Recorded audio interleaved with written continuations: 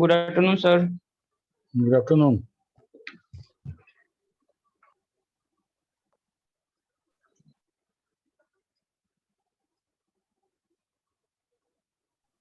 Good afternoon, sir. Good afternoon.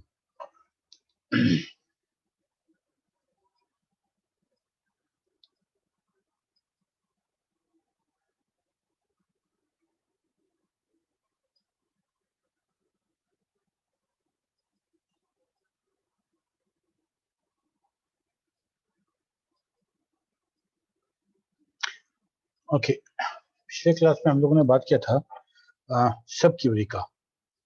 ठीक है, सब क्यूरी में हम लोग को इनर क्यूरी से कुछ वैल्यू मिलेगा, उस वैल्यू को हम उस इनर क्यूरी से कुछ वैल्यू हमको मिलेगा और उस वैल्यू को बाहर वाली क्यूरी में इनपुट करेंगे तो हमको कुछ और रिजल्ट मिलेगा। ठीक है, ये हम लोगों ने देखा था। एक चीज और जो आज हम लोग देखने वाले थे वो ये कि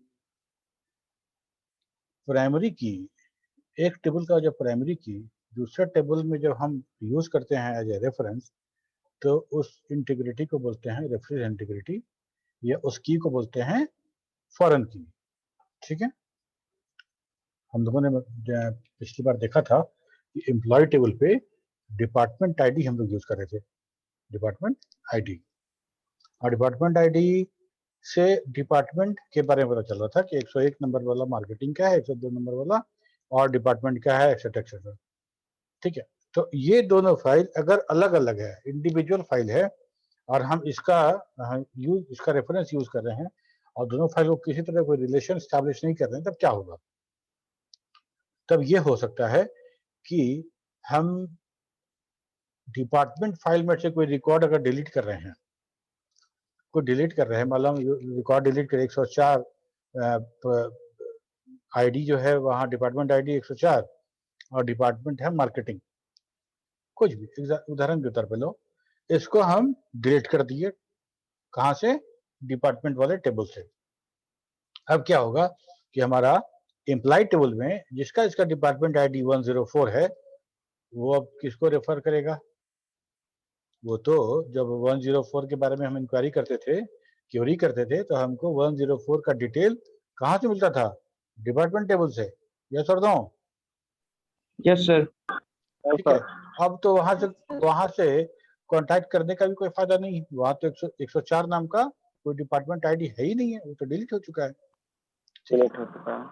तो अगर हम दोनों के बीच में एक इंटीग्रिटी कंस्टेंट लगा दें, रेफरेंशियल इंटीग्रिटी कंस्टेंट अगर हम स्टैब्लिश कर दें, तब क्या होगा?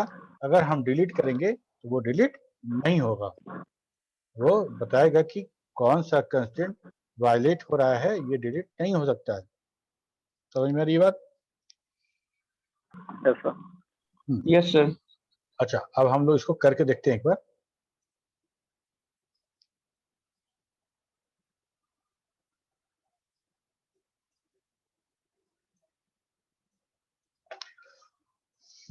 Oracle।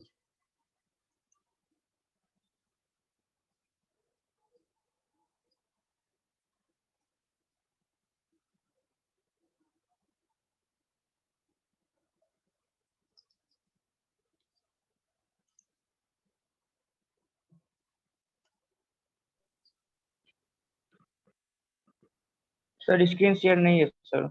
लॉग इन कर रहे हैं। Okay sir.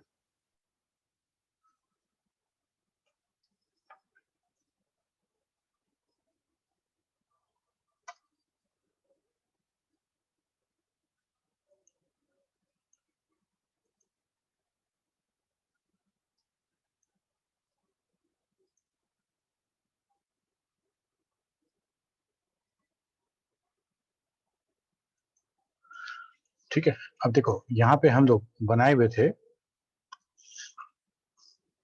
Select star from EMP,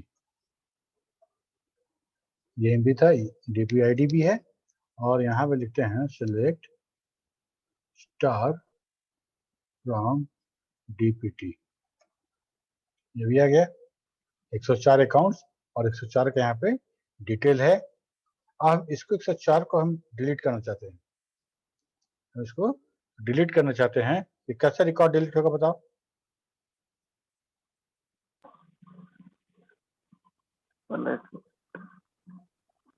कैसे डिलीट होगा?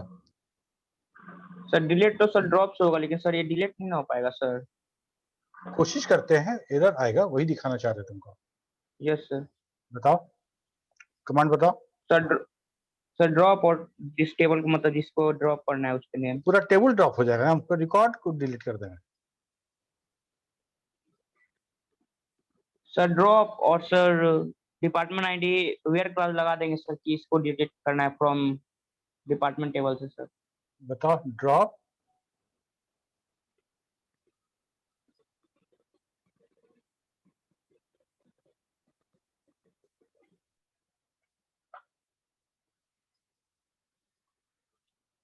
देख के बताओ, नोट किए हो कहीं पे?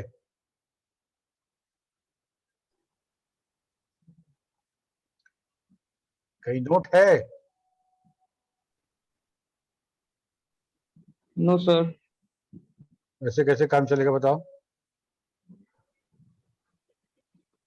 सर वो भी हो जाएगा नोट सर, थोड़ा सा बचा हुआ है पीछे वाला सर, उसको नोट नहीं, करने के बाद हम तुमको उसको भी तो कर लेंगे पीडीएफ भी सर। भेज चुके हैं। हम तुमको पीडीएफ भेजे कि नहीं भेजे हैं? यस सर भेजे हैं सर। उसको उसमें तुम नहीं पढ़ते हो?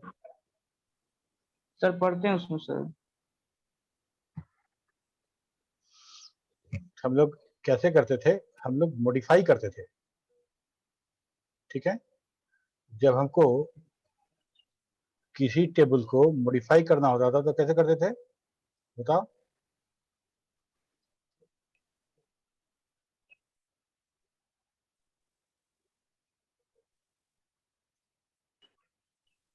Sir alter table name modify, और सर जिसको मॉडिफाई करना था उसका नेम सर। ठीक है, देखो, delete from department, delete from department, और किसको डिलीट करना है? वेयर TEPT ID बराबर 104, यही ना था? Yes sir. हम इसको डिलीट करना चाहते हैं, yes delete sir. From EMP, sorry department, where department ID 104। यहाँ देखो क्या लिखता है, integrity constraint system dot EMP underscore DEPT violated, child record found. समझ में आ रही बात? समझ में आ रही है? Yes sir. ठीक है ना? तो यही चीज कैसे बनाते हैं, इसको हम कैसे करेंगे, इसके बारे में आज बात करेंगे हम लोग। ठीक है, हम लोग कैसे इसको इंटीग्रिटी कैसे क्रिएट करेंगे। ठीक है,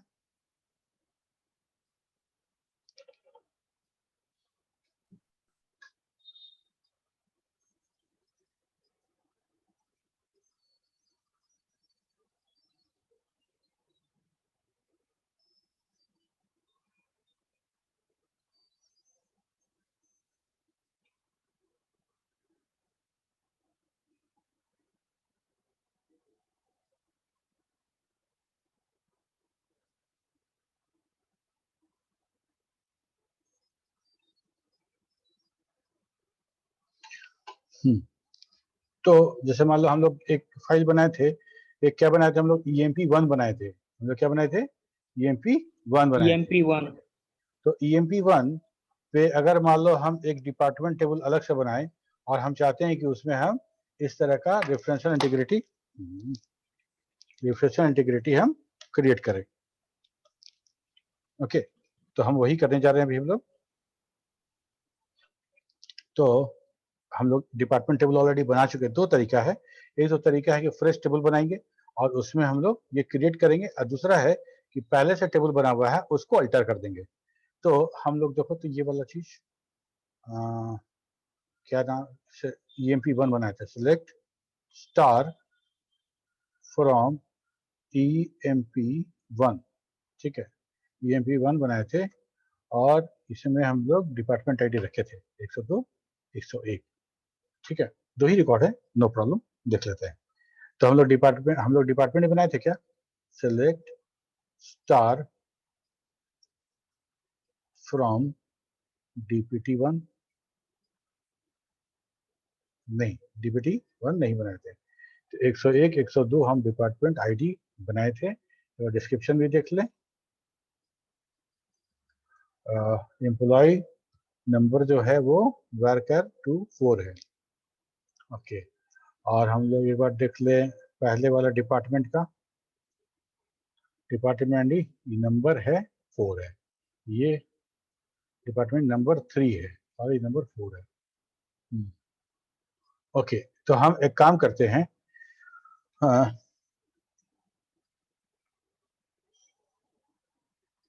डिपार्टमेंट आईडी एक नया डिपार्टमेंट आईडी बनाते हैं और उसमें हम लोग डिपार्टमेंट आईडी 4 रखेंगे और साथ में हम लोग क्रिएट करेंगे क्या?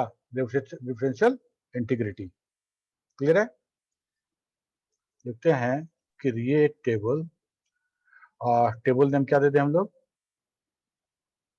DPT1, क्योंकि MP1 है तो हम लोग DPT1 दे देते हैं और इसमें लिखते हैं डिपार्टमेंट DPTNO और इसको ले लेते हैं हम लोग नंबर 3 है, इक्वल हो जाएगा बराबर बराबर।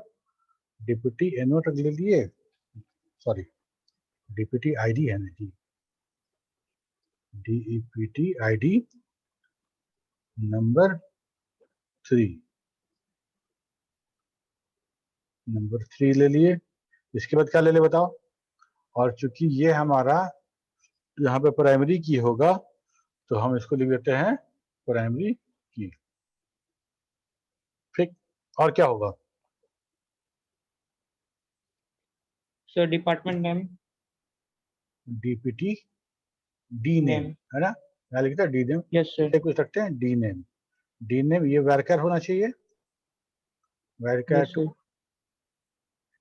varchar2 और यहाँ पे varchar2 में हम लोग लिख देते हैं 10 कैरेक्टर, बहुत है। ठीक है, डी नेम varchar2 10 कैरेक्टर हो गया। Okay, comma. इसके बाद हमको क्या करना है कि डिपार्टमेंट, वहाँ पे डिपार्टमेंट आईडी, सॉरी गलत हो रहा है ना, हम लोग को तो MP-NO में ना, यहाँ तो हमारा ये तो डिपार्टमेंट आईडी प्राइमरी की हो ही गया। MP1 में हमको फॉरेन की क्रिएट करना है। ठीक है, यहाँ पे हमको नहीं करना है। तो यहाँ पे तो हो गया, चलो इसको, यहाँ बन गया मेरा प्राइमरी की और varchar2 10 टेबल क्रिएट हो गया। ठीक है, अब इसमें हम लोग इंसर्ट कर देते हैं, insert into DEPT1 values 101 number है, इसके बाद marketing.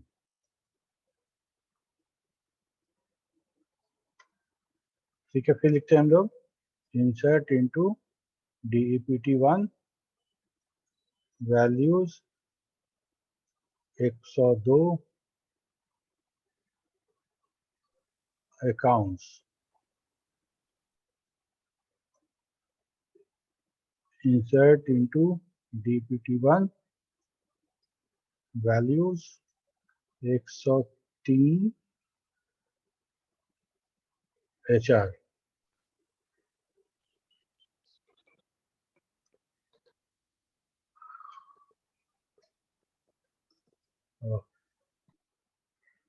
insert into DPT1 values 104। पवन, यस पवन बोलो।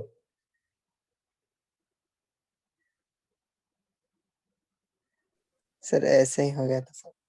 अच्छा, ओके, तो हम लोगों ने डिपार्टमेंट 1 में इतना कर लिया है ना, 101 से लेके 104 तक हम लोगों ने वैल्यू इंटर कर लिया। ठीक है, मेरा अब डिपार्टमेंट Yes, तैयार sir. है। अब आ जाओ हमको क्या करना था, TESC EMP1, यहाँ पे डिपार्टमेंट आईडी जो है इसको अल्टर करना है, और अल्टर करके हमको क्या करना है, रेफरेंस की जोड़ना है। इस डिपार्टमेंट आईडी को इस डिपार्टमेंट आईडी के साथ हमको क्या कर देना है, कनेक्ट करना है। समझ में आ रहा है बात? कनेक्ट करना है। हाँ, यस तो सर। क्या लिखेंगे, अल्टर करने के लिए क्या कमांड है बताओ, तुम लोग बताओ, वही लिखेंगे।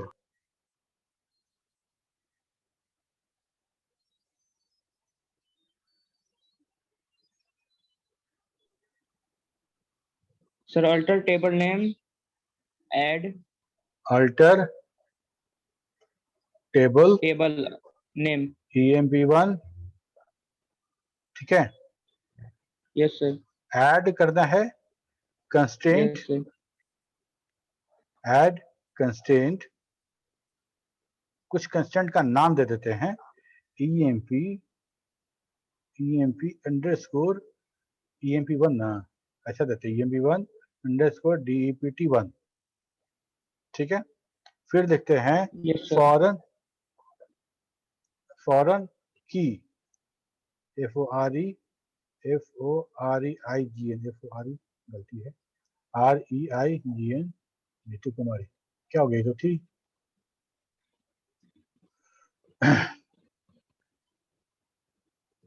FOREIGN, फॉरेन की कौन सा की है, DEPT ID, DPT ID, इसको फॉरेन की बना दिए हैं, ठीक है। इसके फॉरेन की को लेकिन रेफरेंस देना पड़ेगा, किस टेबल से रेफरेंस ले रहे हैं, तो लिखना पड़ेगा रेफरेंसेस DEPT1 ब्रैकेट में, ये हो गया टेबल का नाम, और वो हो गया हमारा DEPT ID, ठीक है। और यहीं पे अगर हम लिख देते हैं ऑन डिलीट कैस्केड, तो हम क्या होगा कि मेरा वो रिकॉर्ड जब डिलीट होगा तो उसका चाइल्ड भी डिलीट हो जाएगा, लेकिन अभी हम लोग उसको ऐड नहीं किए। तो अल्टर टेबल, एक बार फिर से देखो, alter table EMP1 table alter कर रहे हैं, add constraints EMP underscore DPT1 foreign की DPT,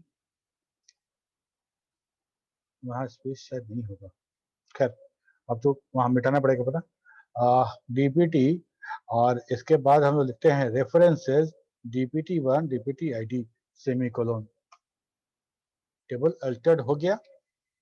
ओके, अब हम लोग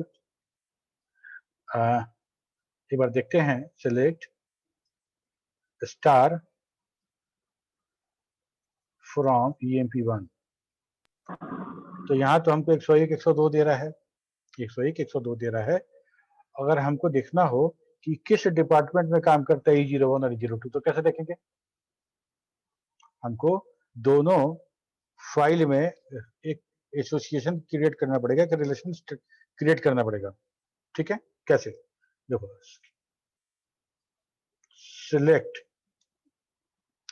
select EMP1 dot EMPNO, EMP1 dot name, EMP1 dot basic,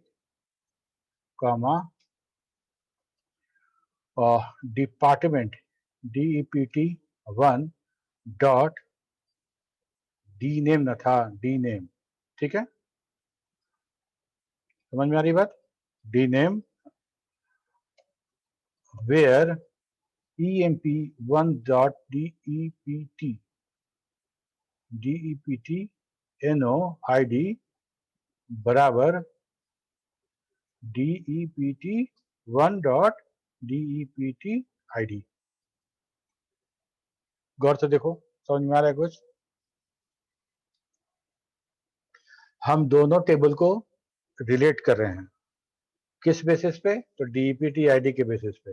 यहाँ पे DPID 102 है, इस 102 के आधार पे वहां से डिपार्टमेंट नेम लाके चिपका देना यहाँ पे, ताकि हमको समझ में आए कि सुभाष दास किस डिपार्टमेंट का है, ठीक है।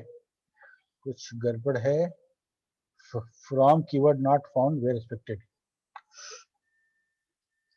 फ्रॉम छूट गया था।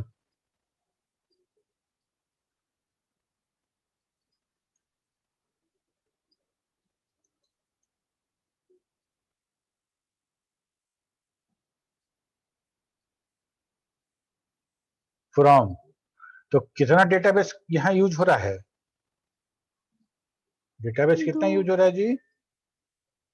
दो, EMP1 एंड DPT1। वेयर के बाद ये वाला सब यही हुआ रहेगा, यहाँ वाला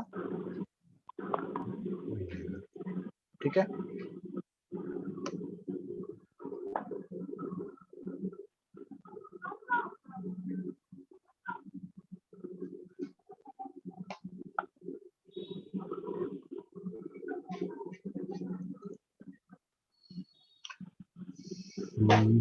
from EMP1, DPT1 where EMP1 dot DEPT ID बराबर DEPT1 डॉट DEPT ID, ठीक है। देखो, पवन सिंह, सौरभ दास बेसिक और मार्केटिंग अकाउंट, ये दोनों आए ना? Yes sir. ये 102 के बदले आया, ये 101 के बदले आया, ये 101 के बदले आया, 102 के बदले आया। हम लोगों ने क्या किया, EMP डेटाबेस का नेम, टेबल का नेम डॉट फील्ड का नेम, टेबल का नेम, फील्ड का नेम, टेबल का नेम, फील्ड का नेम, ऐसा करते चलेगा। और यहाँ पे दूसरा टेबल यूज किए, हाँ दूसरा टेबल, वहां से सिर्फ डिपार्टमेंट नेम। अब डिपार्टमेंट नेम चाहिए हमको, लेकिन वही डिपार्टमेंट नेम चाहिए जिसका डिपार्टमेंट ID हमारे टेबल में रेफर कर रहा है EMP1 में। तो हम लोगों ने क्या किया, यहाँ पे कंडीशन लगाया, EMP1 का DPID बराबर होना चाहिए DPT के DPID से, ठीक है। तब वही वाला आया, तो इसका 102, इसका 102, उसका 102 मिला दिए तो मार्केटिंग हो गया, इसका 1 उसका 101 मिला दिए तो वहां से जो डिपार्टमेंट नेम जो सिलेक्ट हुआ वो अकाउंट सिलेक्ट हुआ। समझ में आया?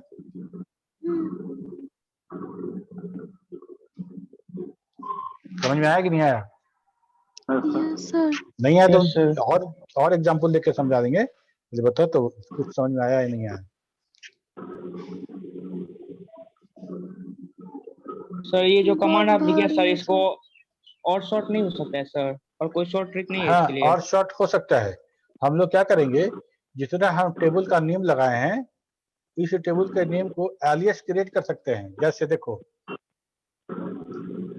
हम लिख सकते हैं select A dot EMPNO comma A dot name comma A dot basic, ठीक है।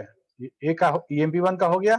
अब DPT शुरू हो रहा है तो लिखते हैं B dot D name.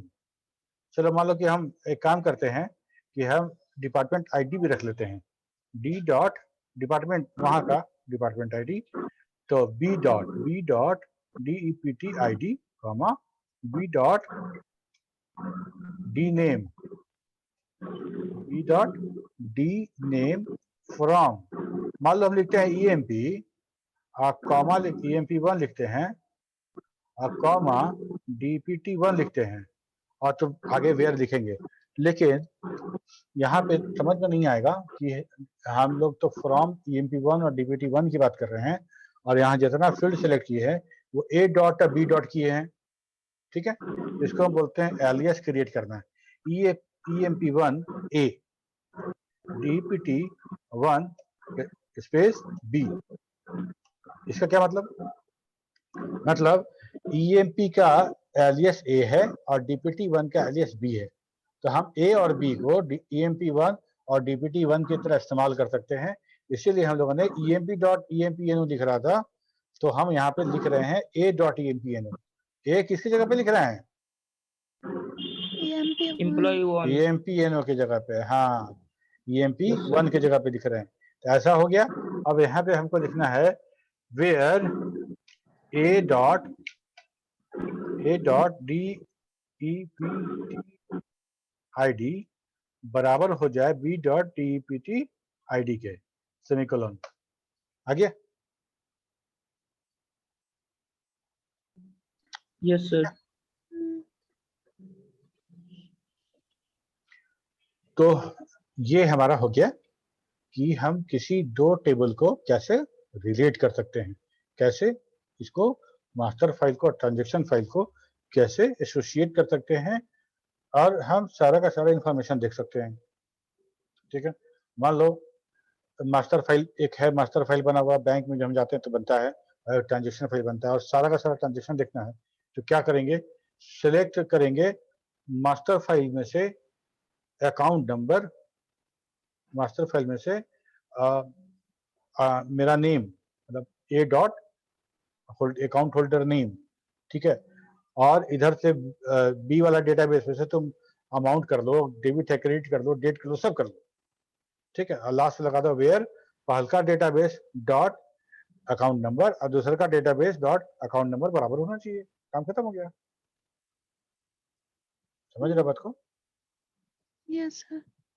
Yes, sir. इसी तरह से है कि मेरे पास मास्टर फाइल है, ठीक है, सारा का सारा तुम्हारा रजिस्टर मेरे पास है, तुम्हारा क्लास अटेंडेंस वाला रजिस्टर मेरे पास है, और सब लोग का जो कॉपी है कहीं रखा हुआ है, और हम यहाँ से खुजवा रहे हैं। तुम्हारे कॉपी पे नाम नहीं लिखा हुआ, सिर्फ रोल नंबर लिखा हुआ है, ठीक है, रोल नंबर लिखा हुआ है, और हम यहाँ से देख रहे हैं कि भाई रोल नंबर 1 का कॉपी निकालो, तो रोल नंबर 1 का कॉपी निकल गया। तो रोल नंबर 1 है किसका, किसका है भाई, तो हमको यहाँ रजिस्टर से पता चलेगा कि रोल नंबर 1 जो है फलाने का है, ठीक है, और हम उस कॉपी पे किस स्टूडेंट का है वो हम पता कैसे करेंगे, उस रोल नंबर को इस रजिस्टर के एक नंबर रोल नंबर से मिलाएंगे, एक नंबर रोल नंबर से मिलाएंगे, मतलब क्या कर रहे हैं, where register dot roll number बराबर copy dot roll number, yes और नो? Yes sir. ठीक है, दोनों का रोल नंबर मैच करा देंगे, तब मेरे पास एक इंफॉर्मेशन आएगा जो हमको चाहिए होगा, ठीक है।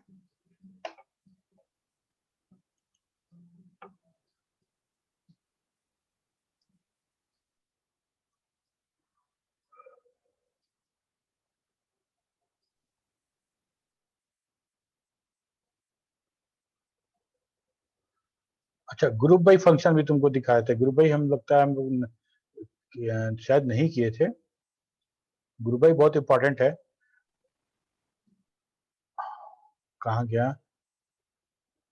जैसे ग्रुप बाई फंक्शन जितना भी ग्रुप बाई होगा वो सारा का सारा ग्रुप में ही निकालेंगे हम लोग, सारा का सारा ग्रुप में निकालेंगे।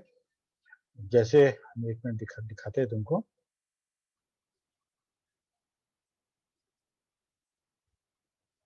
अरिथमेटिक फंक्शन हो गया, इसके बाद हम लोग का था ग्रुप बाई, ठीक है।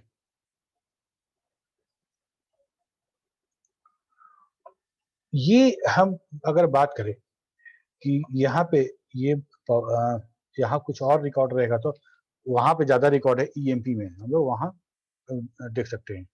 तो हम लोग लिखते हैं सिलेक्ट स्टार फ्रॉम ईएमपी यहाँ पे, ठीक है। ग्रुप बाई करने का मतलब क्या, ग्रुप बाई करने का मतलब कि अगर मान लो हमको सैलरी का सम चाहिए, सैलरी का सम चाहिए और ग्रुप बाई डिपार्टमेंट आईडी चाहिए, सैलरी का सम चाहिए और ग्रुप बाई डिपार्टमेंट आईडी चाहिए, या मैक्स सेल चाहिए, मैक्स सेल चाहिए और फिर ग्रुप बाई चाहिए, हमको डिपार्टमेंट आईडी चाहिए, ठीक है। तो हम कैसे करेंगे, जैसे मैक्स सेल निकाल के देखते हैं हम लोग, सेलेक्ट मैक्स क्या था, basic net cell, net cell from EMP group by DEPT ID, ठीक है। तो अब देखो ये क्या किया, मैक्स सैलरी तो निकाला लेकिन डिपार्टमेंट आईडी पे ग्रुप कर दिया, ग्रुप मतलब 101 का अलग ग्रुप बना दिया, 102 का अलग ग्रुप बना दिया, 103 104 सबका अलग अलग ग्रुप बना दिया, और हर ग्रुप में मैक्सिमम नेट सैलरी कितना था वो निकाल कर बता दिया हमको। ठीक है, ये समझ में आ रहा है बात?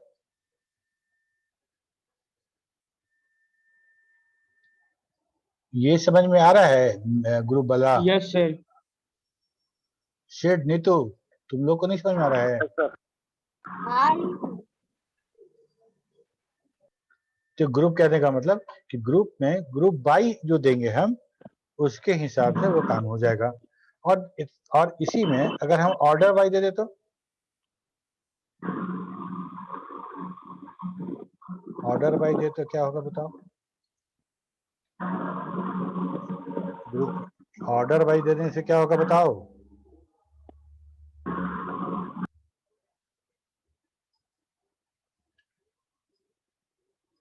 सर ऑर्डर में आ जाएगा सर, डिपार्टमेंट आईडी ऑर्डर में आ जाएगा, 101। असेंडिंग या डिसेंडिंग जो ऑर्डर देंगे उसमें यस आ सर, जाएगा। आ जाएगा। ओके, यहाँ तक हो गया मेरा। इसके बाद हम लोग का एक चीज और था कि जैसे डेट जब हम बनाते हैं तो डेट कैसे इंटर करते हैं डेटाबेस में, डेट कैसे इंटर करेंगे। ठीक है, जैसे मान लो कोई डेटाबेस हम बनाए, उसमें एक फील्ड रखे डेट। ठीक है, तो डेट कैसे इंटर होगा?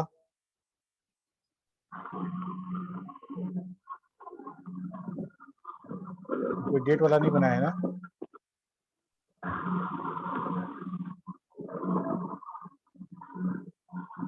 तो जैसे बेसिक नेट सर्जरी है तो है, इसमें एक डेट लगाना पड़ेगा और तब हम बात करेंगे डेट कैसे ऐड करेंगे। ठीक है, तो हम लोग इसमें डेट ऑफ ज्वाइनिंग लगा देते हैं, इंटर करते हैं date of joining.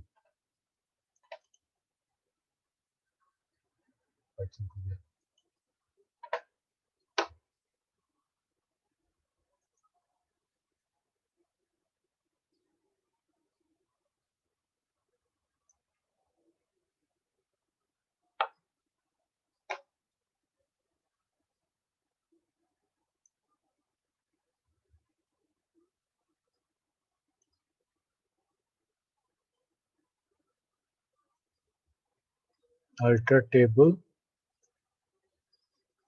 emp1 add date of joining date। ठीक है, डेट ऑफ ज्वाइनिंग डेट हम ऐड कर लिए और हमको एक बार हम लिखते हैं सेलेक्ट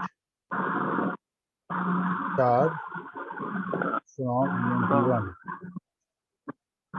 डेट ऑफ ज्वाइनिंग है तो हम E0T में डेट ऑफ ज्वाइनिंग जोड़ते हैं। ठीक है, तो हमको क्या करना है, डेट ऐड करना है। तो डेट कैसे ऐड करेंगे बताओ? डेट का बहुत सारा फॉर्मेट हो सकता है। ठीक, तो हम लोग डेट के साथ साथ, क्योंकि डेट और टाइम अलग अलग नहीं है उसी में है, तो हम लोग को बताना पड़ता है कि डेट कैसे होगा। ठीक है, तो हम लिखते हैं इंसर्ट इनटू emp1 और हमको सिर्फ DOJ में लिखना है, तो हम लोग लिखते हैं DOJ, तब लिखते हैं वैल्यूज, तब हम लिखते हैं to_date मान लो उसका ज्वाइनिंग जो है 1 जनवरी 2020 का है, तो हम लोग लिखेंगे सिंगल कोट्स में 1 जनवरी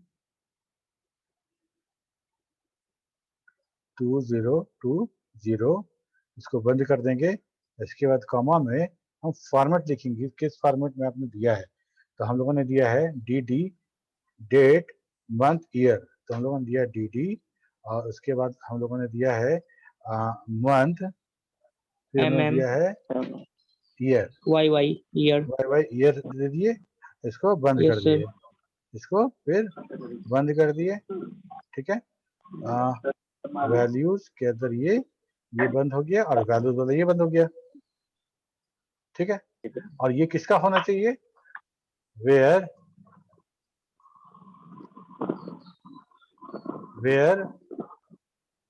किसका, EMPNO बराबर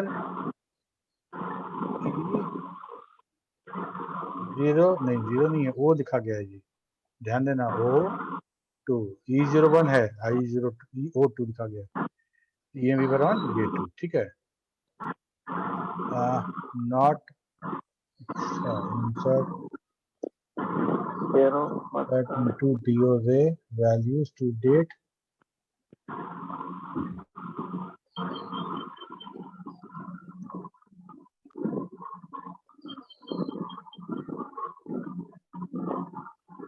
सर वहाँ पे EPN है ना सर, तो NO आप लिखे हैं सर, कहीं इसलिए मिस्टेक हो रहा होगा सर। वन है सर, वन है सर, आप लिखे। एक minute, insert into EMP1 field लिख दिए, अच्छा वैल्यूज के अंदर लिखे टू डेट,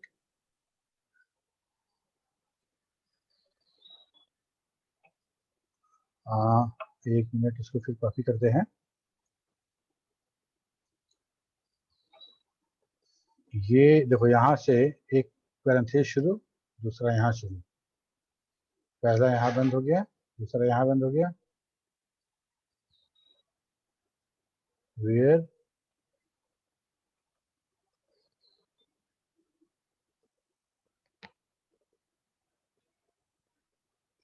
सर वेयर के बाद जो आप सर EMPNO लिखे ना सर, EMPN लिखिए सर, क्योंकि सर टेबल में EMPN है सर। वो दिख रहा है EMPNO, चूंकि छोटा हो गया ना इसीलिए। Yes sir. Can not insert null into system EMPNO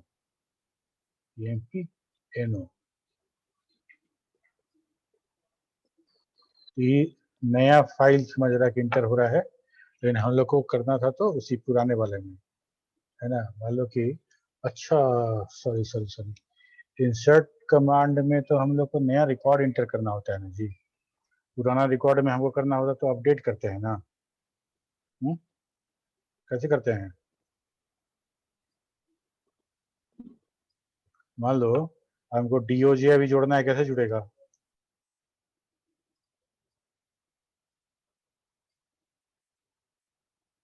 कैसे जुड़ेगा बताओ, अपडेट कमांड याद है?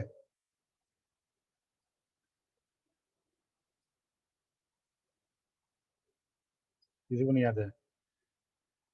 Sir update table name set, और सर जो कॉलम को करना अपडेट के बाद सर टेबल नेम, हाँ EMP1 सेट, और सर जो कॉलम को अपडेट करना है सर, सेट DOJ बराबर टू डेट 01/01/2020 और फॉर्मेट में DD MMYYYY, ठीक है। से DOJ बराबर ये हो गया। उसके बाद सर वेयर क्लाउज लगाएंगे सर, वेयर EMPNO बराबर EO2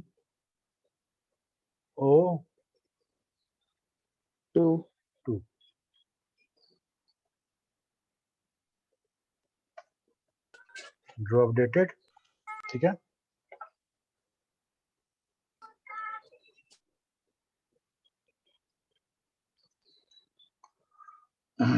यहाँ पे इसका चेंज कर देते हैं, कुछ यहाँ पे लिख देते हैं, इसका 10/9/2020, ये भी था DD MM, और MM लिख दोगे तो वो मंथ का नाम होने लगेगा, जुलाई JUN ऐसा लिखेगा, है ना। Yes sir. और यहाँ पे YYYY ये हो गया, ठीक है। एक इसका है वेयर EMPNO सिंगल कोट में बराबर E01 E बराबर E01 01 ठीक है। Select star from From EMP1 EMP1 select छोड़ गया। सिलेक्ट स्टार फ्रॉम EMP1 आ गया। 1 जनवरी 20 और 10 सितंबर 20 ठीक है। वो इंतखाब अब आ रहा है। तो ये हमारा गेट वाला भी हो गया,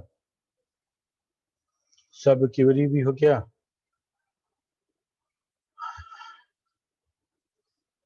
और सब क्यूरी में जो हम लोग ज्वाइन कर रहे थे वो ऐसा नहीं है कि हम लोग सिर्फ वही ज्वाइन कर सकते हैं, इसके अलावा भी ज्वाइन कर सकेंगे।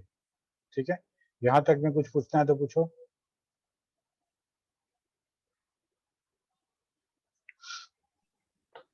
सर जो टेबल बनाए हैं सर उसको क्या प्रिंट करा सकते हैं सर? प्रिंट कराने के लिए हम तुम रिपोर्टिंग सर्विस का को यूज करना पड़ेगा। यहाँ डायरेक्टली यहाँ से नहीं होगा। हम लोग रिपोर्ट बनाते हैं, तब रिपोर्ट के अनुसार हम एक फॉर्मेटेड वे में सारे इंफॉर्मेशन को प्रोड्यूस करते हैं, और या तो देखो सॉफ्ट कॉपी के रूप में या तो फिर हार्ड कॉपी के रूप में उसका प्रिंट आउट निकाल दो। ठीक है, यस सर। कमांड एकदम मुंह पे याद होना चाहिए तुम लोग को। कमांड किसी को याद नहीं है, ऐसे कैसे चलेगा बताओ। डेटाबेस पढ़ रहे हो और सारा का सारा कमांड अगर नहीं याद रहेगा तब कब याद करके सुना रहे हो। सारा का सारा क्यूरी कैसे लिखते हैं हम लोग। सर हम्म, वो सारा कमांड मतलब कुछ नहीं सर। बोलो बोलो, सुन रहे हैं। सर वो सारा कमांड कहाँ से लाएंगे मतलब वो तुमको जो भेजे हैं ना हम वो सारा का सारा जो लैब मैनुअल है DBMS का, वो सारा का सारा डॉक्यूमेंट भेजे हुए हैं। उसमें सारा का सारा तरीका बताया गया है कैसे करना है, और साथ में एक्सरसाइज भी दिया हुआ है। सर को वो नहीं मिला है क्या? डिलीट हो गया था सर, रीसेट किए थे ना तो शायद डिलीट उसी टाइम नीतू तुम्हारे आप पास है? भेजे होंगे। नीतू कुमारी,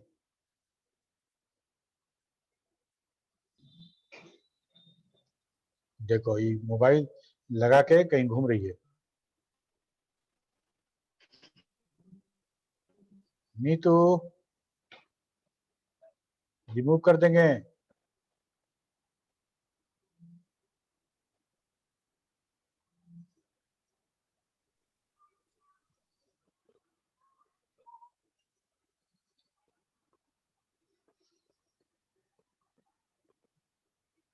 ठीक है, हम लोग अगले क्लास में हम लोग पढ़ेंगे कीज के बारे में पढ़ेंगे। कीज के बारे में पढ़ेंगे, कैसे डिपेंडेंसी है। नीतू फिर ज्वाइन कर ली, सब हो ठीक है। नीतू कहाँ चली गई थी, क्यों रिस्पॉन्ड नहीं कर रही थी? सर वो सॉरी बट मेरा नेट इशू चल रहा है। तो नेट इश्यू चल रहा है तो कुछ तो रिस्पॉन्ड करूंगी ना, एकदम सर साइलेंट वो थी। क्या था? कह रहे हैं कि जो ओरेकल का जो तुमको मैनुअल मिला है वो यस साइमा सर। को दे देना, शेयर कर देना व्हाट्सएप पे। Okay sir.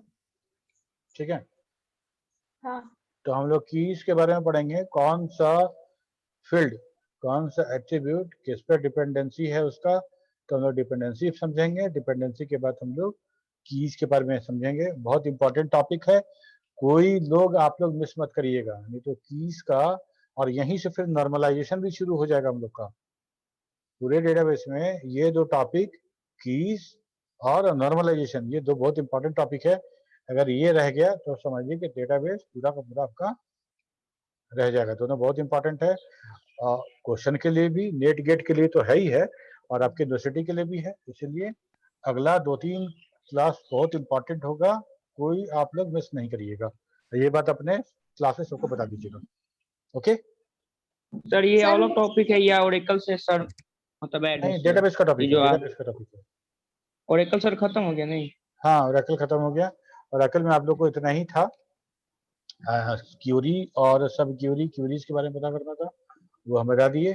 और आप लोग प्रैक्टिस कीजिए, और प्रैक्टिस करने के बाद अगर कुछ इश्यू होगा तो पूछिएगा।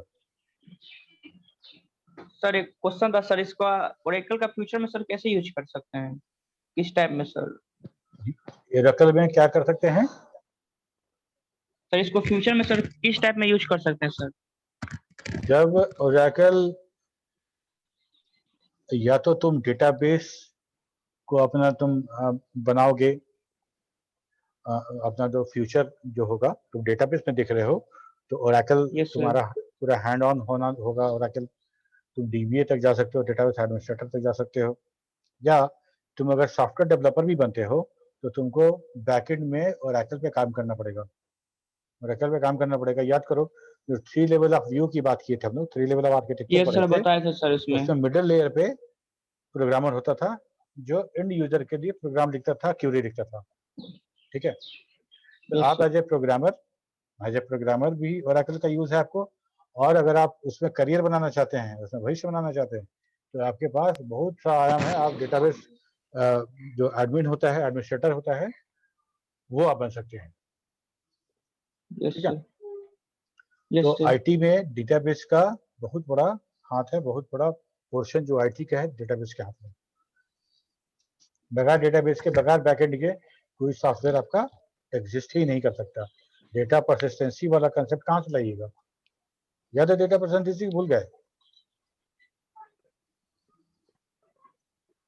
सब भूल गए। So data percentage means sir beyond the scope of the source Yes. file. हाँ, तो हम किसी भी ऑर्गेनाइजेशन का किसी भी प्रोजेक्ट की बात करें, अगर डेटा स्टोर नहीं हो रहा है, डेटा सेव नहीं हो रहा है, तो कैसे होगा? डेटा तो सेव करना पड़ेगा, Yes, sir. तो कोई ना कोई डेटाबेस चाहिए आपको, कोई ना कोई डेटाबेस Yes, sir. चाहिए। हम ये नहीं करें कि ओरेकल ही होगा, हो सकता है माइस्क्यूएल यूज करें, हो सकता है एसक्यूएल सर्वर यूज करें, कुछ भी यूज करें।